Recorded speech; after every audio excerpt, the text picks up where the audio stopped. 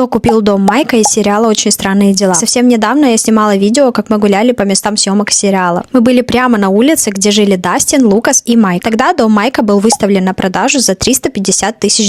И тогда куча людей писали, что это слишком странная и слишком низкая цена. И что такой дом с такой историей должен стоить намного дороже. А еще прикиньте, как было бы обидно, если бы этот дом купили люди, которые даже не знают об этом сериале. Так вот, я вас всех успокою. Дом купила супружеская пара фанатов сериала. На тот момент домом владел Netflix. И желающих его купить было настолько много, что эта пара написала самому Netflix, рассказывая, почему для них этот дом важен и почему они хотят, чтобы он остался именно домом, а не музеем или туристическим местом. Насколько известно, они хотят сохранить атмосферу этого сериала, но при этом жить в этом доме обычной жизнью. Хотя я не знаю, насколько обычной, ведь каждый день туда съезжаются куча фанатов. А вы бы хотели жить в таком доме? Кстати, скоро мы поедем еще раз в Атланту, чтобы увидеть абсолютно все места съемок этого сериала. Так что обязательно подписывайся, чтобы это не пропустить.